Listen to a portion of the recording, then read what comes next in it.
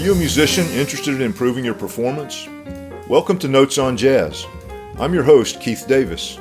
If you want to learn more about jazz improvisation, harmony, and composition, or just want to improve your piano skills, this is the place for you. We'll be hosting interviews with fellow musicians, offering tips and techniques on study and practice, and lots of other cool stuff. Whatever instrument you play, or if you're a vocalist, you will find something helpful and interesting here. So come hang out with us at Notes on Jazz. I'm here today with my old good friend, Sonny Emory, who I've known since we went to college together and played in the jazz band at Georgia State University back in before electricity, I think. You're right. Under Dr. Morris. Dr. The mighty hand of Bob Morris. Yeah, man. Wasn't that amazing? What an experience, man. Yeah. Oh, it's incredible. Yeah. Wouldn't trade it for anything. I'm sorry? I say I wouldn't trade it for the world. Yeah, I know, man. I know. And, I tell people you're famous because you played in my first band, the Jazz Conspiracy. That's right, baby. That's right. Hey, man, I tell people all the time, man, don't sleep. I mean, a lot of these kids want to take these shortcuts, man. There are no shortcuts, man. I'm glad you said that, man. There's no shortcuts, man. Yeah. Actually, one of my students, 15-year-old student, said that to me recently. There's no shortcuts. Yeah, I was like, wow, this kid's wise for her years. He's got it. Yeah. He gets it, Yeah. As long as he holds on to that, he's going to be okay. I mean, I said that to say every night, man, when we were doing that gig, the Jazz Conspiracy, and just all the stuff we were doing with Morse every day, sight reading brand new stuff. Right. I mean, it really just honed my skills and got me ready for everything that I've been able to do since then. You know what I mean? Yeah. I'm glad you said that, man. That's part of what this podcast is about. And part of what I ask everybody is exactly that, about your background. And, so let's talk about that since you brought it up. Yeah. Well, I mean, I grew up in a musical household. Mm-hmm. My mom and dad were both musicians and artists, and I knew your dad. And so was my grandfather, and so I had music all around me since day one, and so when I started playing, I had the mentorship of my grandfather, who was a blues pianist. He played around town with Piano Red. I don't know if you know that name or not. I know the name. Yeah. Know the name? Yeah. And my granddad would sit in with Piano Red on his radio show a lot. Oh, man. But then, obviously my dad was playing too. My dad was playing sax. So the three of us would jam a lot in the basement, Oh, that's cool. And then I started working with my dad's group when I was about 7, 8 years old. Wow. Playing in freaking clubs at 7, 8 years old, Wow. And, but I mean, it just all fed into me just being fed the right stuff, you know what I mean? Yeah, right. Then was in the high school band, elementary school band, high school band, and then got to Georgia State, started studying with Jack Bell. Mm-hmm. Right. And then you and I hooked up. Sure. And that began a whole different chapter, And then the infamous trip to Europe. Remember that? Of course, man. I wasn't going to say anything, man. No, you got to say something, because those are part of the experiences too that you learn not to repeat. So I'm gonna leave that alone. That was fun, And it was fun, man. Yeah, man. And that was interesting. Obviously, I've been to Europe many times. I'm sure. I'm sure you have, man. But every time I go, I think about that. So, but yeah, man. So get in the college thing and studying the way we did, and then just being around inspirational players like you, man. It's seriously, dude. Just I mean, I understood what was going down then, right? Because of the way that I was taught. But for the younger people who don't quite understand that every experience develops your future. Right. You know what I mean? Right. Sure. And man. Pay attention to the cats that are around you. Yeah. You know what I mean? Because we got into some incredible music, man. That quartet, what I mean? That was a lot of fun. We learned a lot of stuff, man. I miss Bill and John, man. Yeah, I haven't seen those guys for years now either, man. Yeah. And beyond that, you just forge these friendships, man, that are everlasting. You know what I mean? Sure. So it enriches your life on a whole nother level. Sure, absolutely, man. So that just kind of, I mean, the whole college thing was cool. And then after we finished state, I moved to LA. Mm-hmm. Yeah. And you pursued your dream, man, and you played with Earth, Wind, and Fire, man. Yeah. but what actually took me to LA was Joe Sample. Oh, okay, cool, man. Yeah, and I met Joe while I was still living here. We played. I put together a little unit to play for the after party for the Piedmont Arts Festival one year. Okay, yeah. And everybody that played on that festival came down to the after party. That's awesome. And do you remember Susan Rosemary? Is that name? Yeah, I sure do, man. Absolutely. Yeah. She was my manager then. Oh man, I remember her. Got me. She got me in position to do that gig, and that night, Joe Sample came down to the gig. Shaka Khan was on the hit that year. Wow. George Benson, Lee Ritenour. Wow. I met all of them that night, and that particular night was the night that Joe asked me to, if I would consider moving to LA, and I was like, yeah. Because I was already planning on going. I was like, are you kidding me? Yeah, I'm there. That's awesome, man. Yeah. That's awesome. So that's what kind of kicked the whole thing off. You know what I mean? Mm-hmm. I mean, I'd done Cameo before that while we were at Georgia State, trying to go to school and do that at the same time. That didn't work out. Yeah. Yeah, sure. But I mean, it all falls out the way it's supposed to, Yeah.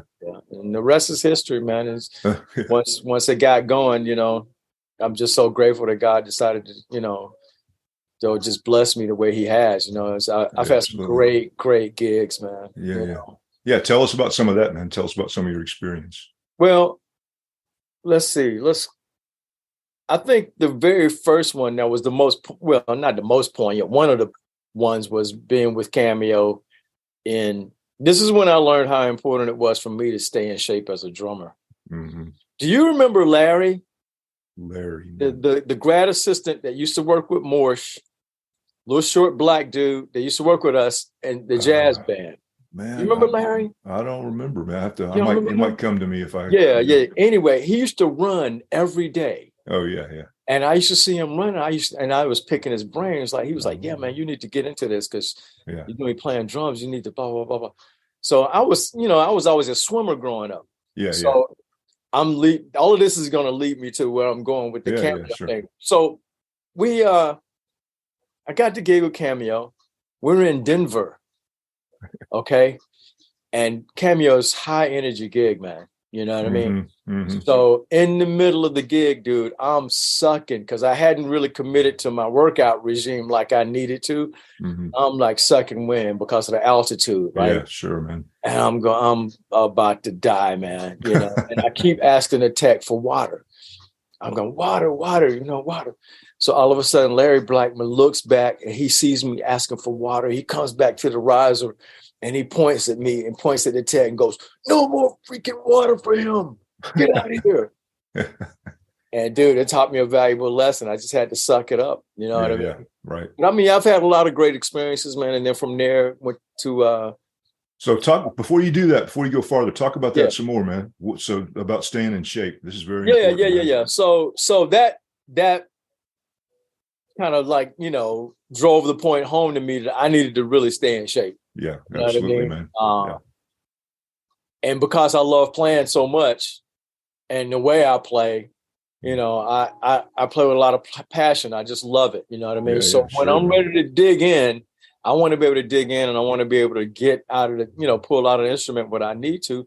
So that instance really, really motivated me to get my physical regime together. So I started training, started running consistently, working out consistently, basically. Yeah. Good. Now, at the time, I wasn't practicing yoga. I didn't get into yoga until I got with Earth, Wind, and Fire. Nice. And that was a whole thing that Maurice and Verdine just kind of pulled me aside and go, look, you need to do this. Yeah. This is something that you need to, this will help you stay focused. This will help you create creatively. Right. And this will help us, help your stamina on this gig. And that was another gig where, man, it took 3 hours of just high energy, just raw energy. Yeah, right. But I've developed a routine now I'm swimming a lot, riding my bike a lot of yoga. Yeah, I like swimming. Weightlifting occasionally. You know, at least a couple of days a week just to keep the muscles rolling. You know? I like to swim, and I do Chinese martial arts, Tai Chi, Bagua. Yeah, I knew you were into that. Yeah, I need to get with you on that, though. Yeah, that's cool stuff, man. Yeah. So how long you've been doing Tai Chi for a while, right? 40 years or more, man. Yeah. Man, I'm gonna tell you.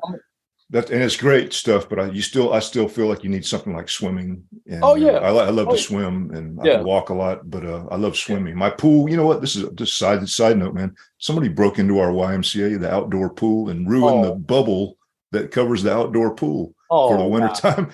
Shut down the whole pool for months now. Yeah. You know, I'm like, what I hate that. Yeah. I got a pool here at the house, but it's not heated. So I have to alter my routine because I love to get up in the morning and swim laps. Yeah, sure, man. But I can't do it once it gets too cold, you know. So then in the winter months, that's when I do more running and biking. Gotcha. You know, but what was I gonna say? Oh, the Tai Chi thing, man, a beautiful story. I'm in San Francisco with Earth, Wind, and Fire, right? We're on the road and I'm running, right? Because when I get to San Francisco, I'm like, okay, I'm gonna take advantage of these hills. Yeah, right. You know. And the guys look at me, they go, "You crazy, dude. You running in San Francisco." Like, yeah, that's the best time. I can get the best run in, you know? Yeah. But there's a beautiful hotel I forgot the name of the street, man, but it's up on a hill overlooking. You can actually see the Golden Gate Bridge. And I was out there running at 6:30, 7 o'clock in the morning. And it was a group of about 50 Asians. Yeah. And they were doing just the most beautiful Tai Chi combinations. I stopped running, dude, and just watched them. Yeah, I was just amazed. Yeah. So I was like, I want to learn. I want to get into that. Yeah, that's good stuff, man. That's cool, man. Yeah. So anyway, the physical thing is uber important. Yeah, it's so important, man. Yeah. I can't stress that enough, man. I got a couple of cats now in town here who have been kind of reaching out to me going, "Hey, man, I need some help because they're overweight. They're players, but they're overweight. They're out of shape. Right. And they're getting older." Right. Sure, man. You know what I mean? Yeah. And so, I mean, for the younger kids watching. Yeah. I tell my students that, I got some young students that they need some exercise, man. I tell them, you gotta get yourself in shape, man. Yeah, exactly, man. I mean, it's like, it's all physical, man. I don't care if you're carrying a bass guitar or sit down at the piano or behind the drums. Your body needs to be able to, your body and your brain to be able to work. That's right, man. At a high level. You know, if you're playing a high level music, or if you're trying to master the craft of what you're doing, you know. So that's the thing, man. You know. Yeah, it's very important, man. Yeah. Yeah. All right. So tell us some more about your musical experiences, man. Tell us what you've liked and what you didn't like. If you don't want to mention any names about the dislike part. Well, I mean, it's like, every artist. I think the most important thing to learn if you're going to kind of pursue kind of what I've done and what I've learned from that is that if you're a side man, regardless of how creative you are in your own right, how talented you are in your own right, you are there and hired to do a specific job. Yeah, absolutely, man. You know what I mean? So when you start to not honor that, then that's when you start to get in trouble. That's when I see a lot of cats starting to get in trouble. You know what I mean? Sure. I can't go on Bette Midler's gig and play it the way I play Cameo. Right. I can't play with Jean-Luc the way I play with Earth, Wind, and Fire. Sure. You know what I mean? I can't play with I can't take the Earth, Wind, and Fire chops to Clapton. It's just different. You know what I mean? Right. And they all, the biggest thing that I've learned too is, beyond the music, I try to connect with every art, every boss that I've had. Yeah. We're really good friends. Yeah. Right. Because they've taken time to know me. I've taken time to kind of get to know them out of, respectfully. Right. Sure, man. Not trying to advance the agenda, but just honestly trying to get to know them and let them know me. Man, Maurice just from Earth, Wind, and Fire just basically took me under his wing, and Verdine would tell me all the time, he's like, "Man, you're just like Maurice, man. you're just like Maurice, man. He's just, you hear everything, and, you can produce, and, and literally, man, he taught me how to produce records. He just took me into the studio from day one. When he signed me on Kalimba, when I was with Earth, Wind & Fire, he signed me to Kalimba, which was his label, as a solo artist. Wow. And put me through the paces, songwriting, and here's a funny story for you. So my first solo album, Hypnofunk, which came out in 96 on the Kalimba label, Sun and Moon Records label. Maurice calls me and goes, no, we were at an Earth, Wind & Fire rehearsal. We were about to go out on the road. And he comes over to me and says, I know you want to do your own thing. I know you want to, your solo career. Yeah. He said, so I'm going to sign you. I'm going to give you a deal. I'm going to sign you to Kalimba. I was like, oh, cool. Solid. Yeah. So he was like, call Art McNow, who was the business manager. Art to have all the papers drawn up, contracts and everything. You look them over and then we'll start. So we got all that done, right? So he put me through the paces, dude. So he set me up. I was writing with like 4 or 5 people at the same time. Mm-hmm. I was just writing. We're just writing. So that went on for like 3-4 months. Okay. And then maybe, after the tour, after we finished our Earth, Wind & Fire tour, he said, okay, so what do you have? What'd you come up with? What you got? Let me hear what you got. Come by the office. Let me see what you got. So I had probably like maybe 15 ideas that I thought were like really strong. You know what I mean? Been working on them with some bad cats. You know what I mean? Yeah. And putting together some nice stuff. So I was all proud. Went up to the office, and I played him everything. And Maurice was like really pensive. He was always a deep thinker. So he wasn't saying much at the beginning of it, right? So we get to the end, and I'm all excited, and I'm going, oh man, okay, so maybe we're about to get close to starting, right? He goes, I only hear like a couple of things in here. We got to go back to the drawing board. Well, I was like, what? He was like, yeah, I only hear like a couple of things, and I was like, okay, all right. So, I mean, and I went back to the drawing board, probably wrote about another 20, 30 songs, really, you know what I mean? Because once I got back into that mode, I was like, okay, I'm going to just go until he says, okay, let me hear what you got. Right. And then he did it again and came back to the table. He's like, okay, now we can get started, because now at least I see we have enough. I mean, every song that you write is not going to stand up. Sure. Right. You know what I mean? Right. Every song that you write is not going to tap that bell. So you got to write twice as many songs, basically. You know what I mean? And I was really proud of that album. But so that began the process. And then we went into the studio. Once we narrowed it down to like the 9 or 10 that ended up on the record, we went into the studio and started cutting it. And we were at Sony Studios in LA, out in Santa Monica. Beautiful, beautiful studio, man. And cool, it was a beautiful experience.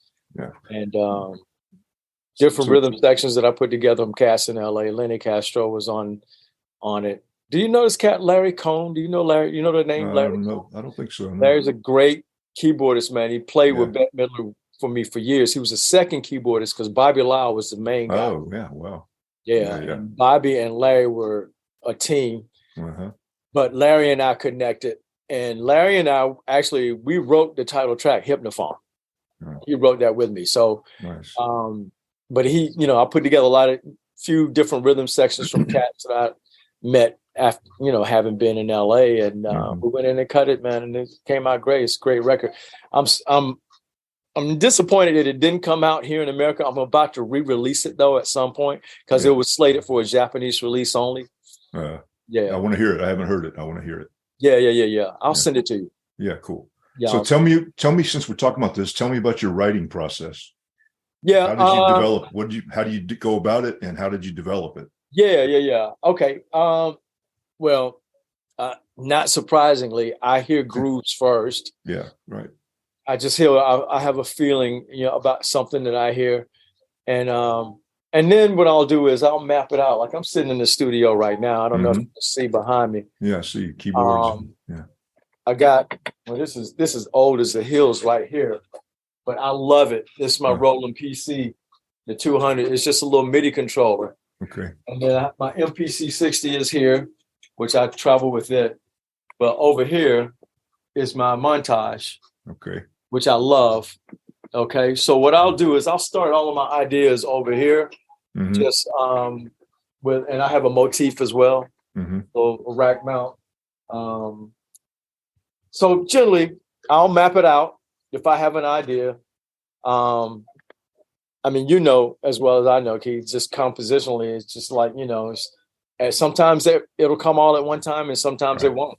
Sure, you know? sure. Lately for me, though, I mean, just kind of lately within the last 3-4 years, because I've been writing constantly, it's coming more completely now. The sections, the bridge, you know, and because a lot of the music that I've been working on lately is kind of like rock pop focused with hooks, melodies and stuff. Right. I'm conscious of that. So generally, I'm noticing I'll come up with the groove first.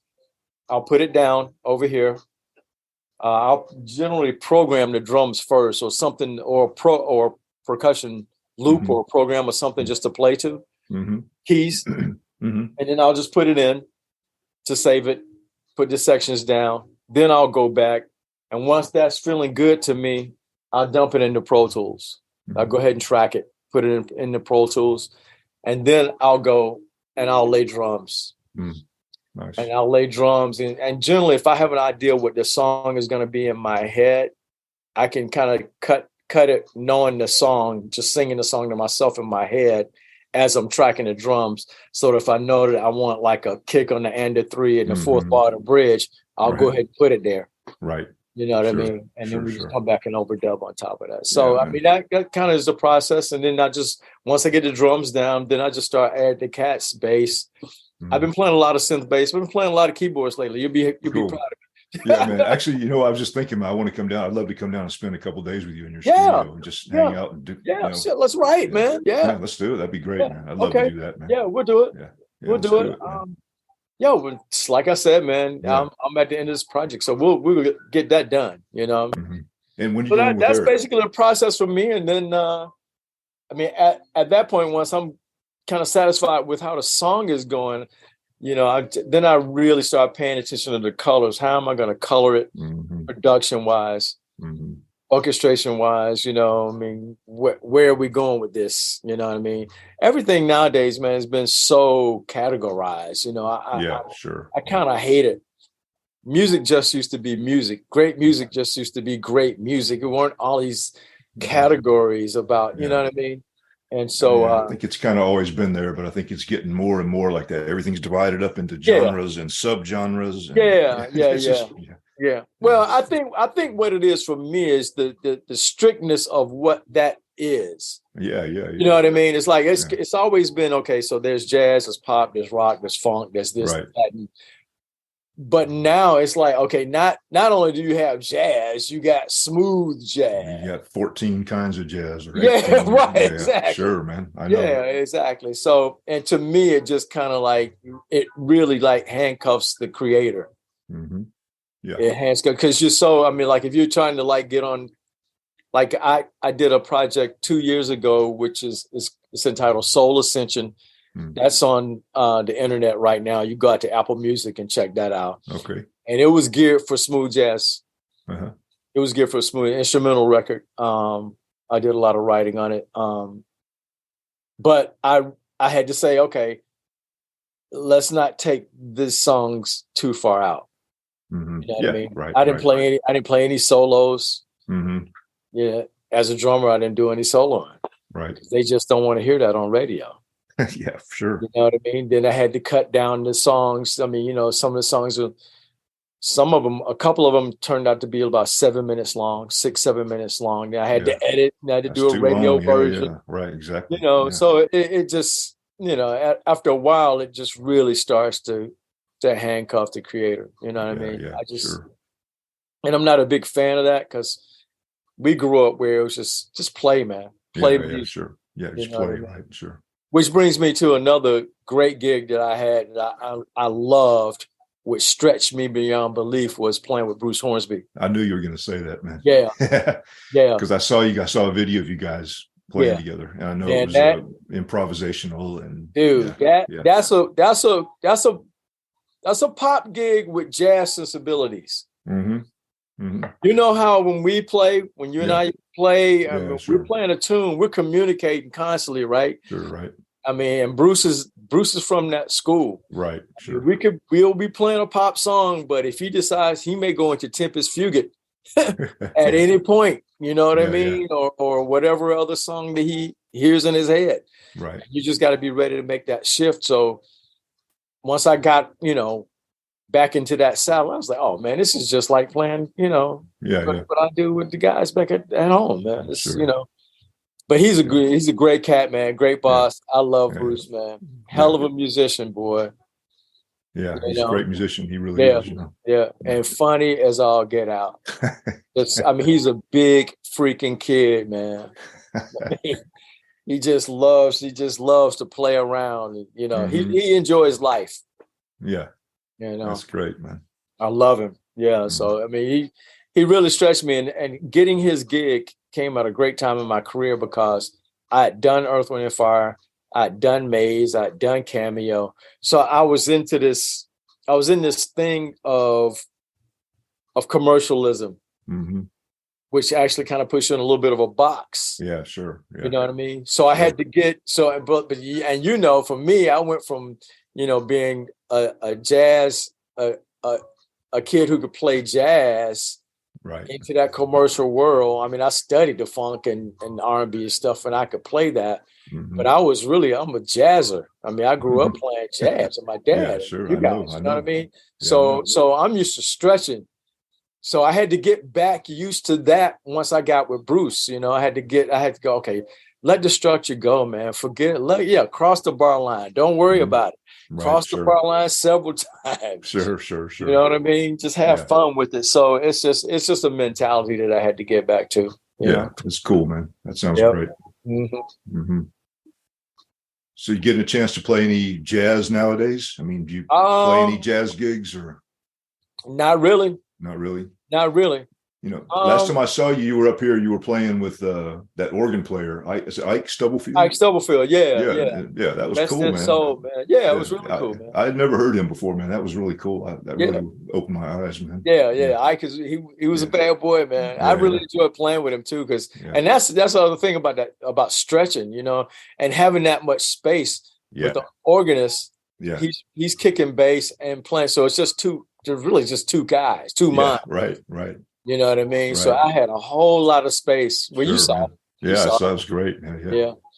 Yeah, man. So that was it, man. Man, I hate, man. We lost Ike, man. Yeah, God, that hurt me to my core, man. Yeah.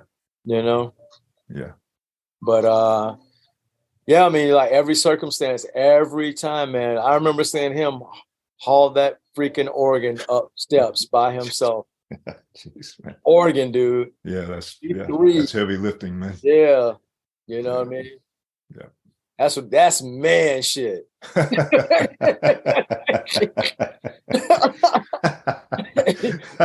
know what I mean? You get that organ out of the truck, up the steps, set it up for the gig, and then I remember back in the day when I used to be the last cat leaving the gig. Yeah. Whenever I would play with Ike.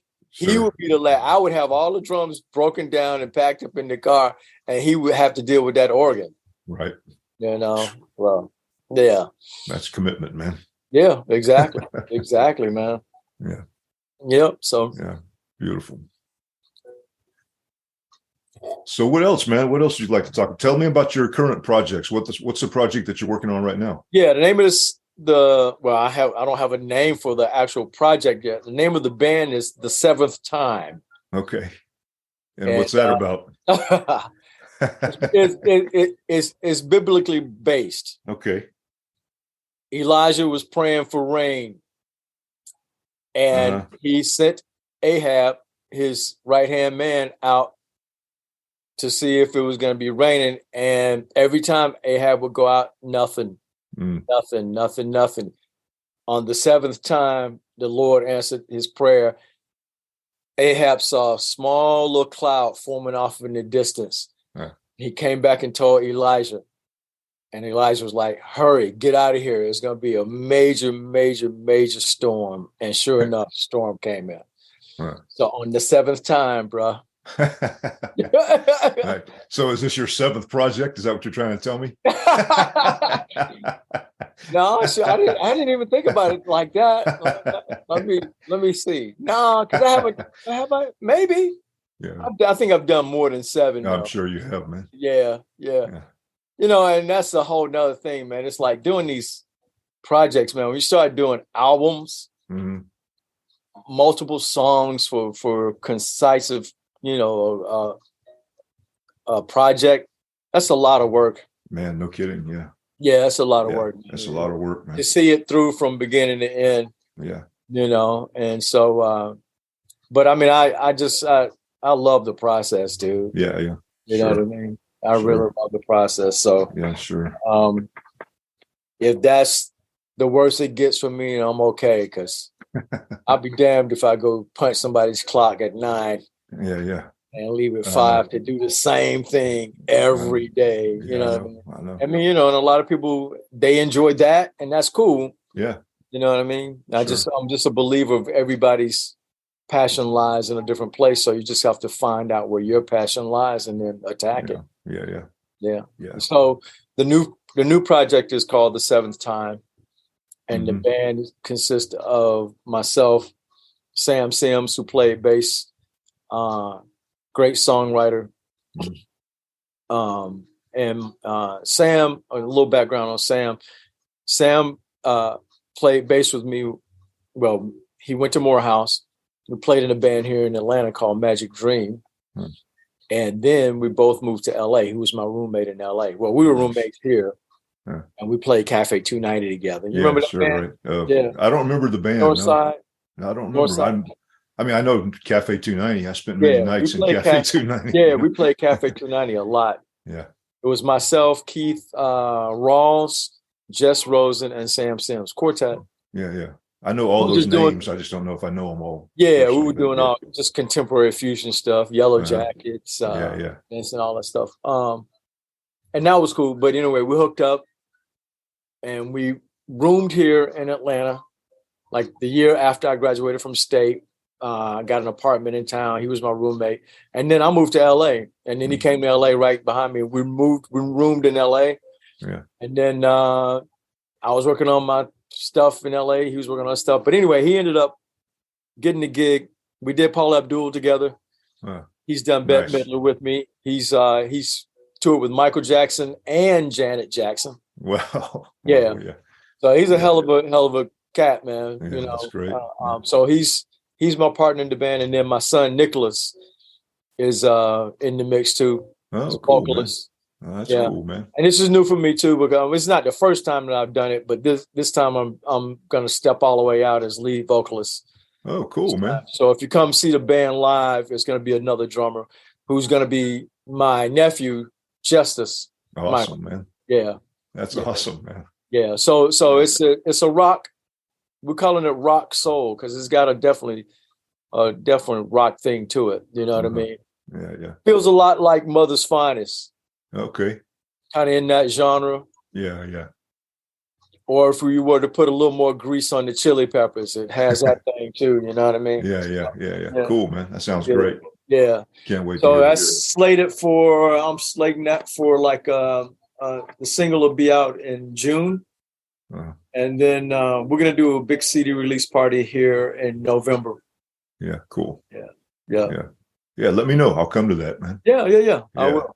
That'd be cool, man. I'm trying to lock the venue in now. It'll either be the Variety Playhouse, Terminal West, or the City Winery. Cool. So I'll let you know. Yeah, cool, man. Yeah. That's great. Oh, yeah. So that's it for the new project, man. That's what it is, and it's. Here's the other thing about writing all the time and staying creative is some of these songs I wrote like years ago. Right. Sure. And I took a stab at recording them years ago, but they didn't turn out how I wanted them to turn out production wise. Right. So I went back and I always do this before, like after I get home off the tour, if I'm starting a new project, I'll just listen to like ideas because I'm just kind of stacking up ideas, even if they're not finished or close to finish, I'll just put the idea down and I'll just go through the drive and just click on something and go. And that's what I did. I came home I was like, wow, okay. That has the essence of being a great song. I'm going to go ahead. I'm going to recut this and finish it. And it's like maybe 2 or 3 of the songs had already, been born, basically. So that's the benefit of writing all the time. And Bobby Lyle used to say that to me all the time because he was the MD when I was playing with Bette Midler. It's like, man, just stay creative. Just write all the time. Just don't stop writing. Don't stop creating. Yeah. You know what I mean? And it's really paid off, because it gets easier. The process gets easier. Yeah, you get more fluid in it. Yeah, exactly. Right. Exactly. Yeah, I try to get my students to write too. I tell them all the time, that's how I've learned as much as anything. That's how I've learned about playing music from writing music and then having to learn how to play the stuff. Yeah, exactly. And sometimes you can write something and I go down and sit and I go, what am I thinking about? What am I doing? This is hard, man. Yeah. This is hard. I came up with this crazy, you know what? And that could be something that you and I do. I came up with this crazy groove the other day, dude. The groove itself is in 7, but I was superimposing 9/8 on top of the 7. Yeah. And I was like, wow. And I just kind of stumbled upon it. You know what I mean? Yeah. I was like, oh man, that'd be so dope, Yeah.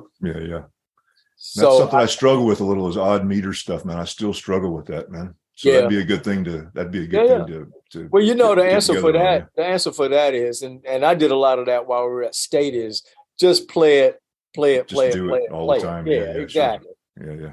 Because that's the only reason why the even meter stuff feels natural to you, because you just play it all the time. Yeah, you grew up doing it. You hear it everywhere. Yeah, right. It's natural. I'm at a point now, I'm pretty fluid in it. I took a minute too, and I went deep into the Latin roots, the African stuff. I got deep into the clave, the rumba clave, son clave, 3/2 and 2/3 and all of that. Right. I went really deep into that for a minute because I met Horacio El Negro, and I heard him play. You know Horacio, right? I don't know him. No, I sure don't. Oh, dude. I'm writing his name down. Oh man, whew. Yeah. Tell me again, Horacio. Horacio El Negro. Yeah. Okay. Dude, let me tell you something, man. It's on another level what he does with the independence, and he's able to solo while holding the clave. And so that was so inspirational to me. And then it really touched my soul because I knew it came out of African drumming. Yeah. You know what I mean? So it was like such a fit for me. So I committed. I said, okay, that's going to be the next thing I'm going to dive into. I'm going to challenge myself to learn this. And that's the other thing I try to tell my students is, it's like once you get to the level that I am professionally, you're going to have to constantly and consciously challenge yourself because, Eric's music challenges me to do a certain thing. Sure. Right. If I want to continue to grow as an overall musician, I gotta find other stuff to supplement it. Sure. Yeah, absolutely. And so I went really deep into that. I'm glad I did. I got a great handle on it now, and it's such an asset for me as far as soloing now. Because I can go there if I want to. You know what I mean? It's like So it's that whole thing about just staying creative is important, man. Yeah, that's a huge thing, man. Yeah, dude. Yeah. What else is on that mastermind of yours, dude? Man, I'm just trying to keep it going. I started this podcast. I've been working on this. It's been a kind of a focus, How often do you do these? I've been putting them out like every couple of weeks. Right now, I'm kind of paused because I'm getting ready to. I'm going to do like a course for young musicians, like an online course, like a short course introducing, because I think that there's something lacking in this jazz education thing. Okay. Jazz education. I don't even like that term, man.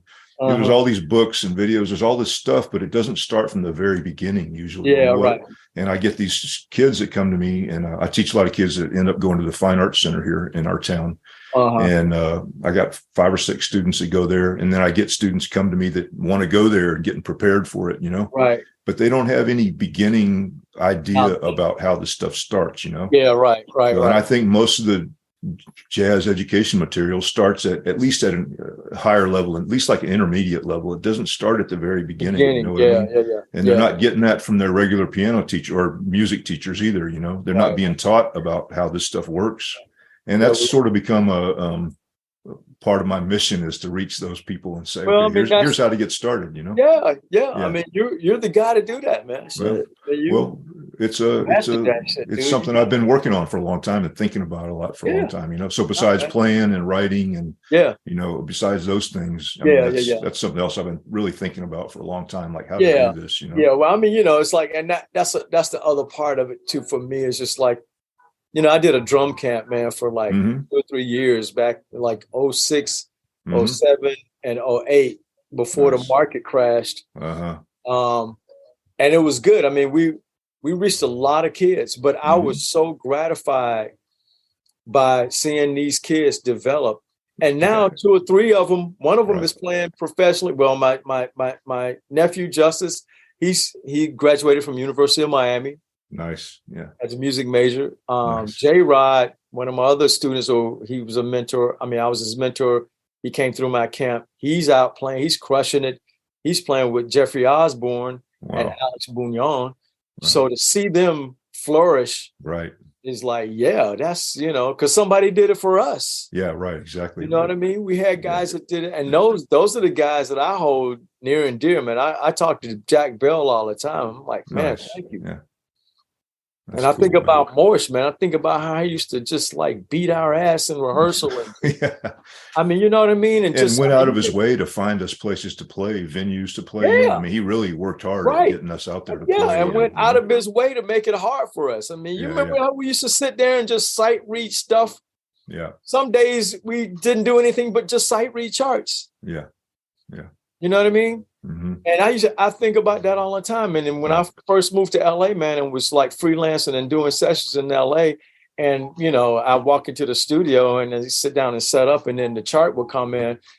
I wasn't even close to nervous. Mm-hmm. Yeah. I mean, I was like, okay, this is all right. This is what we did for every day for 4 or 5 years. You know what I mean? That, I mean, I loved him for that, man. I loved him for how he kept his foot in our behind about being professional. Mm-hmm. You know what I mean? You remember the time? Remember the time Frank Foster came and sat in? Yeah. We played with him at the Jazz Festival. And Don Menza too. That's right. Yeah, I forgot about that, man. Yeah.